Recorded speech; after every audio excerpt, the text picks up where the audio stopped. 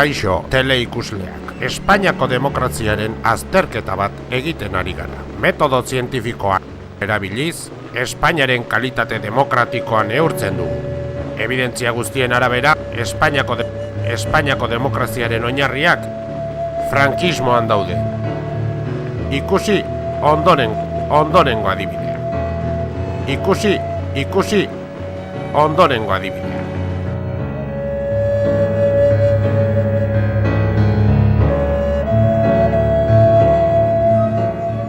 Este año se calcula que unas 50.000 parejas están a la espera de pisos para habitar.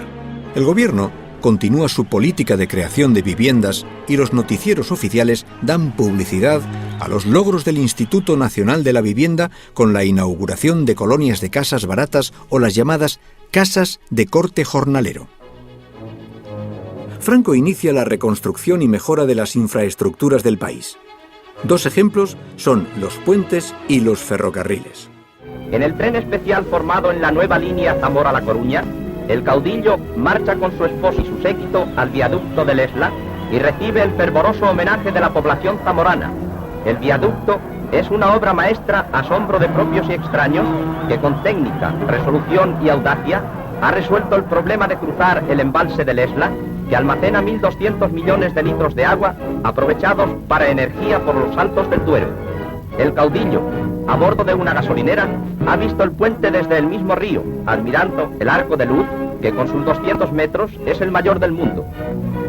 En este viaducto del Esla se resume la reconstrucción y el progreso de España, protegidos por Franco, patrocinador y director de esta gigantesca labor de afirmación nacional. La Red Nacional de los Ferrocarriles Españoles continúa activamente los trabajos de electrificación de las líneas de Madrid a Ávila y Segovia. Se halla tendida la línea de contacto en largos trayectos y en otros va siendo colocada por el tren especial de tendido que desarrolla su trabajo con gran rapidez y repone continuamente sus bobinas. La voladura de una cantera en Vinaroz, las obras de embellecimiento de Zaragoza o la reconstrucción de la ciudad universitaria de Madrid son una muestra de la política de reconstrucción. Nos hallamos en la provincia de Castellón, en Vinaroz, y esta es la cantera de la Parreta, de unos 30 metros de altura y 200 de longitud. 4 hornillos, cargados con 6.000 kilos de dinamita, hacen explosión y caen 80.000 toneladas de escollera. Con estas voladuras se obtienen piedras de más de 6.000 kilos para el revestimiento exterior del dique de levante del puerto de Vinaroz.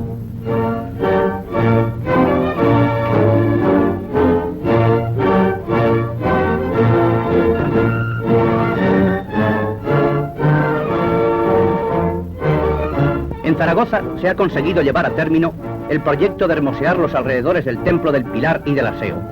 Varios callejones que afeaban este magnífico centro de la cristiandad y de la fe española han sido derruidos y se va a crear la llamada Plaza de las Catedrales.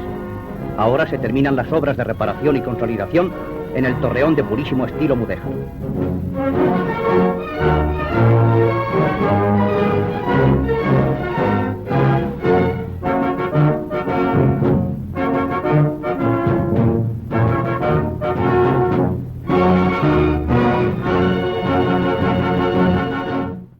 Mientras se planifica el futuro, los españoles siguen enfrentándose al acuciante problema de la falta de gasolina, una carencia que alcanza a toda Europa. Los gasógenos evolucionan y se perfeccionan como alternativa. He aquí el más reciente modelo de gasógeno inventado en el Brasil, como si dijéramos la última moda en esas falsas cocinas de campaña que sirven para transportarnos. En contraste con la escasez de alimentos en la España de la posguerra, Nodo nos ofrece el testimonio de los avances industriales en una fábrica alemana de embutidos. La actividad industrial española se compara con la de los alemanes en sectores tan diferentes como la industria láctea y la fabricación de motores. Entre las industrias de las Islas Baleares merece mención especial la fabricación de la leche condensada, que con arreglo a los más modernos y perfeccionados adelantos se efectúa en Palma de Mallorca. Las instalaciones de esta fábrica le permiten operar diariamente con 50.000 litros de dicho producto. Constituye la industria una de las principales fuentes de riqueza de la isla y en ella hallan trabajo gran cantidad de obreros especializados y de técnicos que vigilan con exquisito esmero todas las operaciones. La producción de esta fábrica ha alcanzado un notorio impulso y puede lanzar al mercado cada día 48.000 botes. En los talleres de la Maquinista Terrestre y Marítima de Barcelona existe una gran nave dedicada al montaje de motores diésel. Su superficie es de unos 3.300 metros cuadrados con una altura de grúa de más de 15 metros. Es esta, por lo tanto, una de las mayores y mejores instalaciones del mundo en tal especialidad. Aquí se ha construido y probado recientemente un motor capaz de desarrollar 1.925 caballos efectivos a 125 revoluciones por minuto. Tiene este motor 6 cilindros y pesa 250 toneladas. Su construcción ha sido íntegramente nacional y se destina a mover la hélice de un buque tanque. El lenguaje optimista de los medios se carga de pomposa retórica oficial al hablar de la industria perfumera española. Aun siendo España un país de flores, la perfumería se nutría hace años casi exclusivamente con productos importados. Pero en la actualidad, tanto las esencias como todas las creaciones a cuyo proceso de elaboración asistimos en este reportaje cinematográfico, obtenido en una importante fábrica barcelonesa, pueden competir con las mejores del extranjero. A pesar de la carencia de ciertas materias primas, los productos de la perfumería española atienden a las exigencias del mercado. Hábiles y diestros operarios trabajan en la fabricación y envases del jabón con máquinas muy perfeccionadas.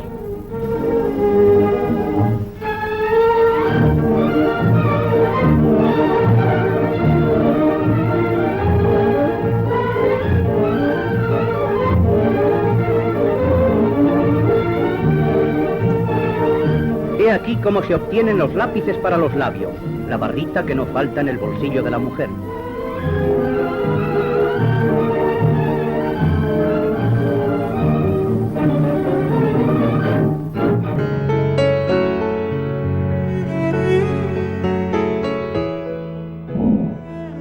Pachi denuncia que vive con su esposa y sus 2 hijos bajo la permanente amenaza de quedarse en la calle, peor que los perros. Los perros, cuando los echan, tienen perrera. La plataforma Sendía celebra haber evitado a tiempo este desahucio previsto para hoy. Y que esta familia hoy pueda tener un techo y pueda seguir durmiendo en su casa. Era el segundo intento de desahucio. Todos los miembros de la familia de Pachi están en el paro y perdieron la renta básica por un error a la hora de presentar los papeles. Sendía ha arreglado los trámites con el Ayuntamiento de Baracaldo y ahora espera que la ayuda de emergencia siga su trámite. A esta familia le están haciendo llegar también comida del Banco de Alimentos. Compañeros, sí podemos, sí podemos, sí podemos. Sendía asegura que en un año, además de paralizar 24 desahucios, han logrado evitar que se subastaran las viviendas de 22 afectados.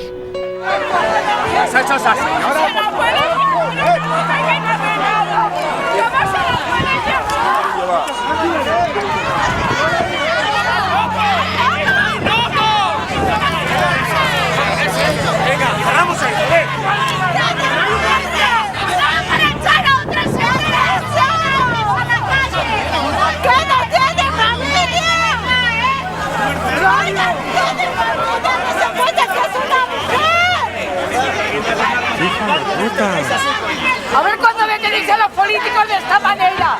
A ver cuándo me queréis a los políticos de esta manera, hombre. Vergüenza, si queréis no lo hacéis, no os vais, Pensad en casa, pensad en casa. No os vais.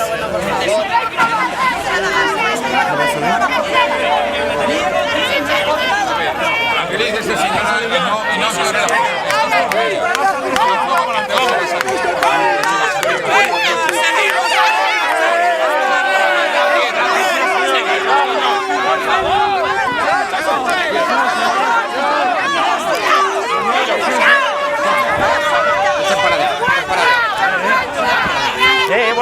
Bueno, no me... Estoy en la acera,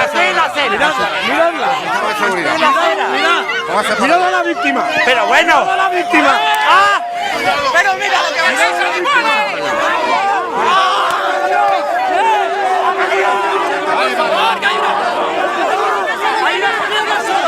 Hay una señora en el suelo.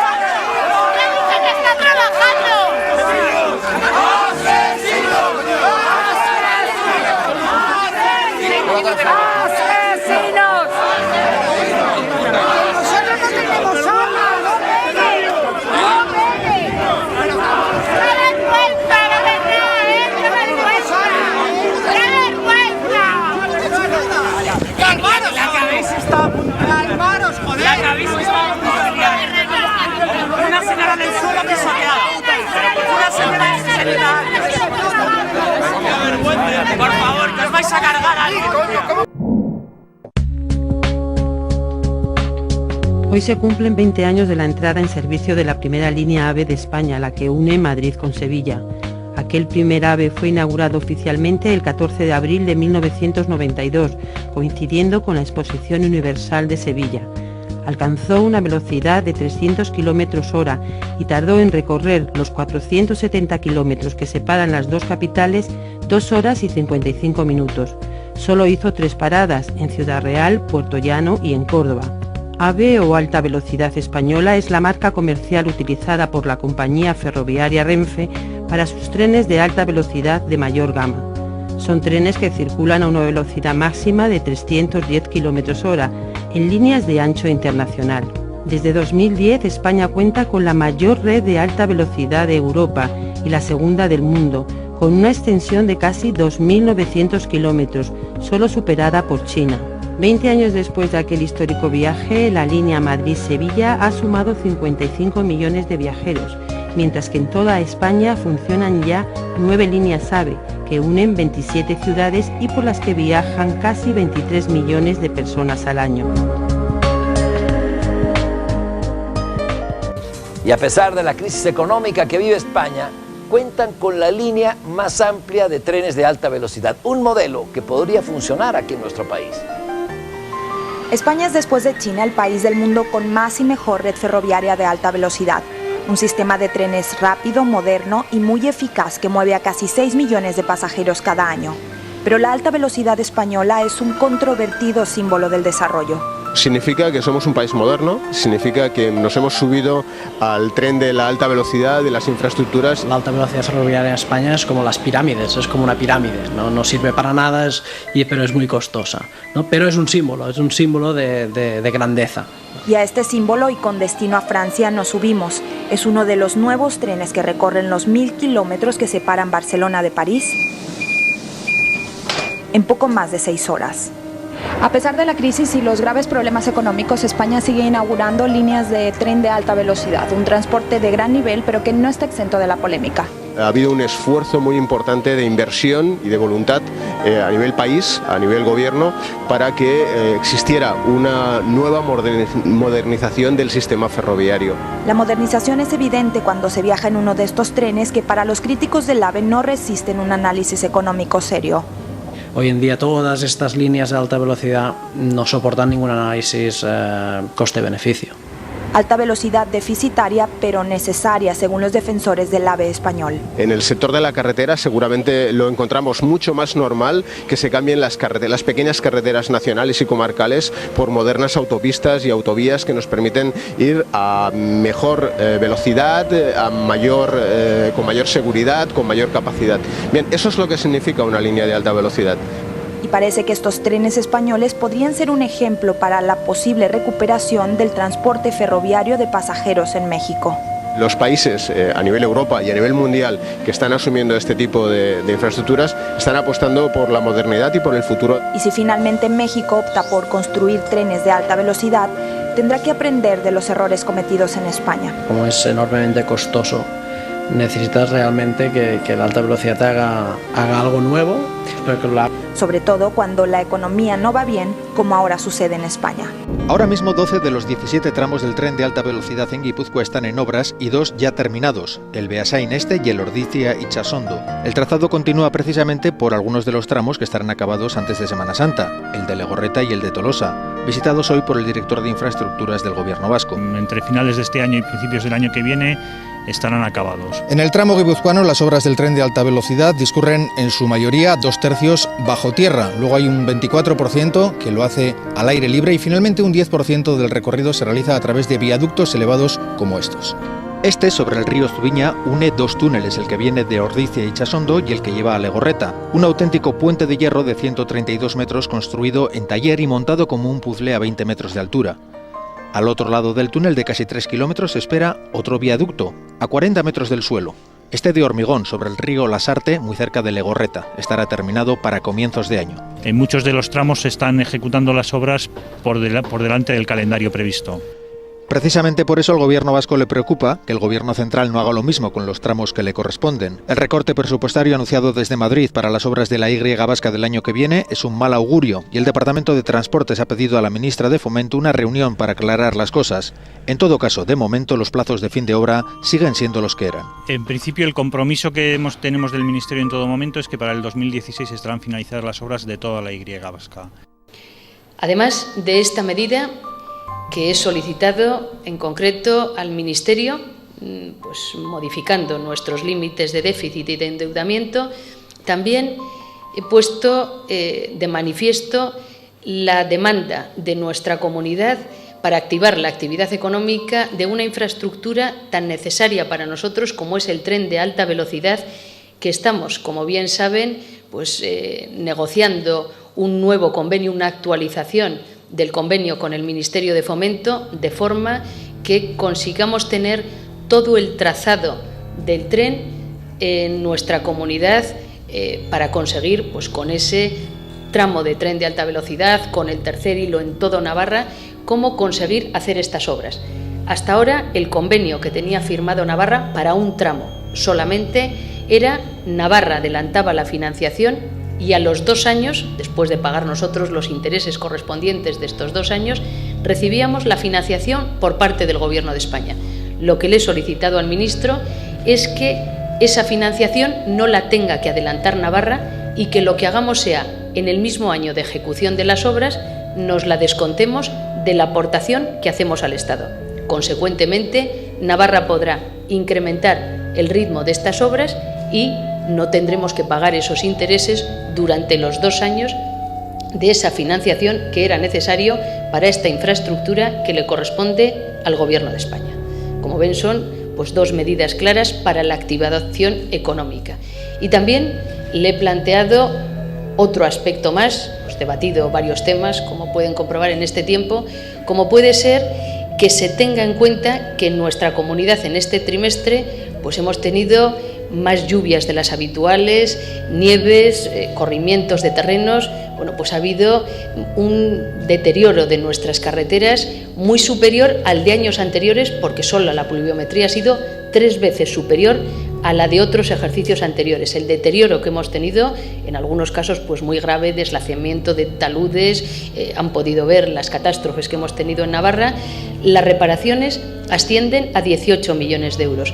Lo que le he planteado es que le vamos a tramitar una solicitud para que estas infraestructuras se consideren, o este arreglo de infraestructuras se considere que son pues derivadas de una catástrofe natural y que se puedan considerar como arreglos que no tienen por qué repercutir en el objetivo del déficit, según la Ley de Estabilidad Económica aprobada. Él me ha dicho que lo valoraría y que, lógicamente, en último término, pues se necesita el consentimiento de la Unión Europea para poder pues conseguir que estas infraestructuras no tengan su reparación que ser contabilizada en el objetivo del déficit. Ascienden a 18 millones de euros, que para nosotros pues es una cuantía importante en estos momentos en los que tenemos que cumplir también con esos objetivos de déficit, cuadrar nuestras cuentas, pero buscando siempre actividad económica y calidad de servicios. Bueno, pues estos son los 3 aspectos más importantes que les puedo decir,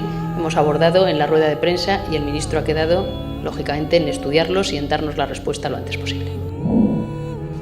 En Sangüesa, la sensación de alarma, de alerta roja, se sentía hoy como si fuera algo real. En boca de todos, la recomendación del geólogo Antonio Casas de evacuar la localidad. Yo no digo de evacuar Sangüesa ahora mismo, pero sí hacer simulacros.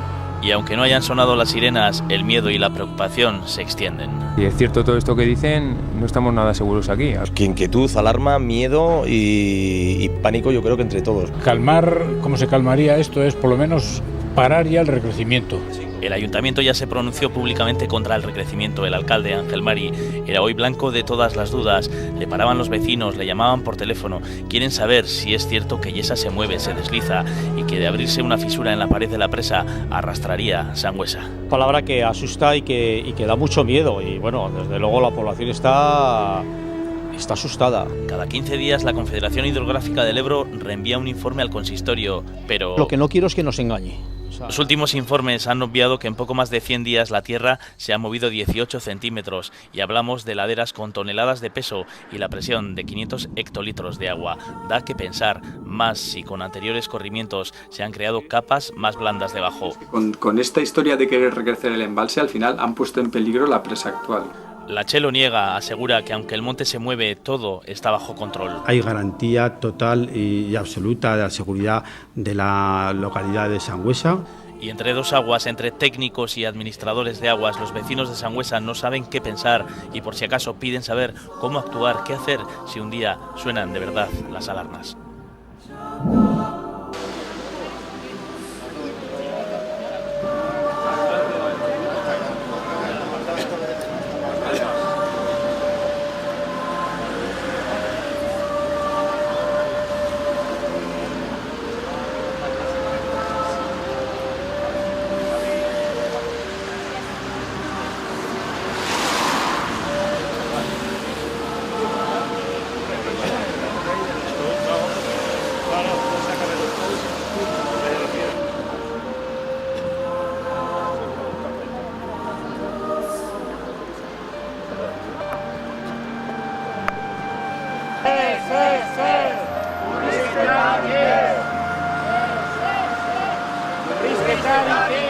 Hoy nos hemos reunido frente a la sede de Lanbide en Miribilla para denunciar la política antipersona que Urkullu pretende realizar. Política que se basa en unos presupuestos antisociales, plagados de recortes en las áreas más importantes para la reactivación económica.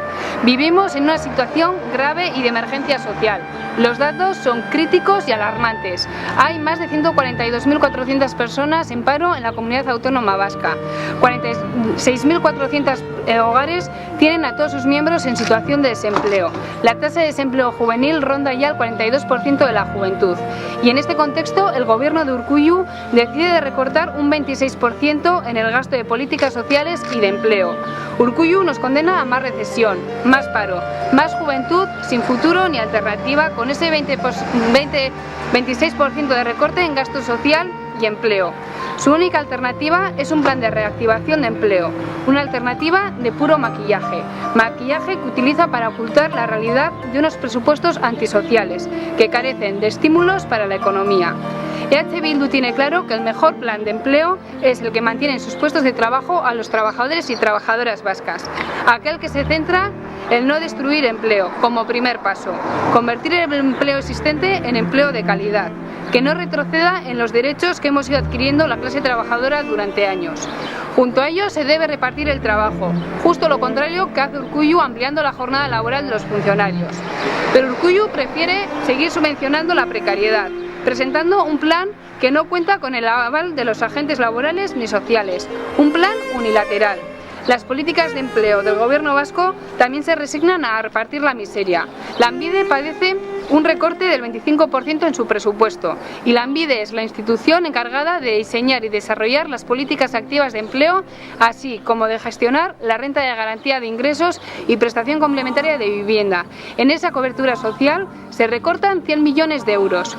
Urkullu apuesta por recortar sobre los recortes que ya se hicieron en la anterior legislatura en cobertura social. Es consciente de que su apuesta aumentará la exclusión social. Y la realidad es peor a la anterior legislatura. La tasa de desempleo es mayor y ante más paro se proponen más recortes. Incomprensible, injusto y cruel para las personas que esperan volver a sus puestos de trabajo. EH Bildu apuesta por una administración que sea referente en la creación de empleo de calidad, no en una administración resignada a los mercados, débil, sin timón político. Apostamos por unos presupuestos que respondan a la situación de emergencia que vivimos y no a los presupuestos de Urkullu, que se limitan a repartir la miseria impuesta por Madrid y Bruselas. Cifra histórica de paro. 6.202.700 ciudadanos forman parte de la lista de personas sin empleo, que por vez primera en la historia de España sobrepasa los 6 millones de parados, o lo que es lo mismo, un 27,16% de la población no tiene trabajo. Los datos facilitados por la encuesta de población activa, hechos públicos este jueves por el Instituto Nacional de Estadística, apuntan un aumento del 4% de paro en el último trimestre. 237.400 personas han dejado de trabajar, por lo que este repunte ha provocado una cifra inédita hasta ahora para la economía española en materia de empleo. En ningún trimestre desde 1976, año desde que se conocen los datos del actual mercado laboral, se había registrado una tasa de desempleo tan elevada como la actual. En el último año el paro se ha incrementado un 10%, con 563.200 desempleados más, mientras que se han perdido casi 800.000 puestos ocupados. Atendiendo a las cifras facilitadas, en el primer trimestre de este año se destruyeron 322.300 empleos, cifra inferior a la del primer trimestre de 2012, pero superior a la de los años 2011 y 2010. Así, el mes de marzo se ha cerrado con un total de 16.634.700 trabajadores ocupados. En relación a los sectores, el ámbito privado ha perdido 251.000 empleos de los 322.300, mientras que 71.400 pertenecen al sector público. Así, en el primer trimestre de 2013, el número de asalariados disminuyó un 2,2%. Y también podemos ver este titular: el paro en España alcanza su récord más alto. Una cifra histórica, ellos dicen que es la más alta desde 1976, después de la muerte de Franco, lo remarcan. Esta cifra, dice la BBC, es un revés a los esfuerzos del gobierno de Rajoy, y nos ha llamado tristemente la atención ese llamamiento que hace la BBC al final de su artículo en esa página web, en la que preguntan: ¿está usted en España? ¿Está afectado por el paro? Envíennos sus experiencias. Hay incluso un formulario debajo y enviarlo a la BBC. En fin, bueno, más medios. El Financial Times, que lo lleva también en su portada digital, los más de 6 millones de parados, y lo analiza en el sentido de que dice que esta cifra récord presiona al gobierno de Mariano Rajoy en sus medidas de austeridad para que las relaje y para que impulse el crecimiento. En Francia, Le Monde también se refiere a los datos de la EPA y del paro como datos históricos. Dice que son muchos los economistas que dudan ya de que las reformas de Mariano Rajoy sean suficientes para conseguir relanzar la economía española y crear empleo. Dice Le Monde también, por cierto, que cada vez nos vamos pareciendo más a Grecia, donde el paro es del 27,2%, apenas una décima más que el nuestro, Antonio. Aspiramos a que se creen en la próxima legislatura 3,5 millones de puestos de trabajo. Estamos preparados, dispuestos y deseosos para rebajar la tasa de desempleo en España a más de la mitad. Insista otra vez, nuestro objetivo es crear empleo. Vamos a las elecciones para crear empleo. Otros van para otros temas. Nosotros vamos a crear empleo. El que quiera crear empleo tiene la oferta del Partido Popular. Los que quieran o estén preocupados por otros temas tendrán otras ofertas que contemplar. La del Partido Popular es para crear empleo, que es nuestra especialidad, por otra parte. La ecuación es muy clara. Con el Partido Socialista, paro, paro y paro. Con el PP, empleo, empleo, empleo. El Partido Popular está súper especializado en crear puestos de trabajo, y el Partido Popular pide que se le vote en esta campaña electoral para que el cambio sea crear puestos de trabajo. Cada uno es bueno en una cosa. El PSOE será bueno en lo suyo. Lo nuestro es crear puestos de trabajo. Y por lo tanto, nuestra superespecialidad es crear puestos de trabajo. La experiencia del 2009, en que aquí se marcharon 48 personas con más del dinero de los 45 días que entonces había, y han aprovechado salir en prensa la reforma de febrero para anunciarnos el despido y el cierre de la producción en esta planta. La amenaza de despido pende sobre 190 de los 204 trabajadores de esta empresa. Casi todos llevan muchos años trabajando aquí. No están dispuestos a rendirse. Sostienen que la empresa es rentable, tiene pedidos, también investigación propia, pero según el comité, la actual propietaria, una multinacional neozelandesa, ha decidido cerrar Galdacao y dejar la planta de Valencia. Nosotros, durante unas conversaciones con la multinacional, propusimos bajar costes, igualar los costes con Valencia, y se nos dijo que aunque nos bajáramos el 50%, se cerraría Galdacao. Aquí sentimos que hay algo más profundo que el mero problema económico, y se ve que hay un plan más profundo para desindustrializar Euskal Herria. A la carretera que discurre paralela a la empresa la llaman los trabajadores la carretera de la muerte, porque en muy pocos kilómetros hay 3 empresas. Una está cerrada y las otras 2 bajo serios expedientes de regulación. A menos de 60 kilómetros de aquí, en Azpeitia, está Corrugados. La reforma laboral, vamos, a los empresarios les ha venido, pero les ha venido muy bien. Les ha venido porque, además, que lo están haciendo así, o sea, al 100%, lo están aplicando en todos los talleres, en todos los sitios. En Corrugados llevan más de 3 meses en huelga, son 240. Hasta febrero eran un centenar más. Ahora otra vez tienen un ERE de extinción para 60 trabajadores. Al resto, la empresa les pide cobrar un 35% menos, aunque tienen el sueldo congelado desde 2008. También les piden trabajar 45 horas más. Tenemos una sensación de abandono por parte del patrón, que no deja a la dirección de Azpeitia hacer su trabajo. Eso también lo creemos, porque en más de una ocasión la dirección de Azpeitia nos ha dicho que hemos tenido clientes y pedidos y no se ha servido porque el patrón no ha mandado chatarra, no ha mandado materia prima. Nos quiere, pero al ras del suelo a todos los trabajadores y a trabajadoras. Futuro, si estamos de brazos cruzados, negro. Si salimos todos a la calle y agarramos por la oreja al quien hay que agarrar, pues igual conseguimos que... Inasati, ez dira pasako! Inasati, ez dira pasako! Sakanako langileria, sakanako gizartea, hemen bildu gara Inasako enpleguaren defentsan. Makinak Inasan geratuko dira eta Inasaren enplegua defendatzeko izanen dira. Guzti hori posible da.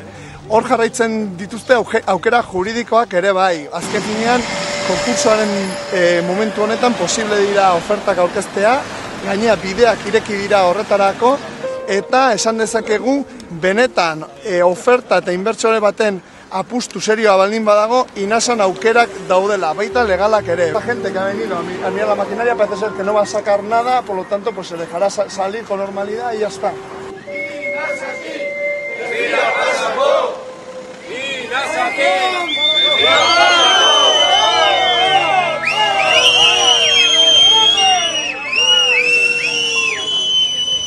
Según algunos mensajes que todo está perdido, parece ¿no? que hoy se han abierto nuevas puertas, que hay opción de continuidad de Inasa, que pasa porque no se saque ningún material y que en los próximos 48 horas haya propuestas concretas.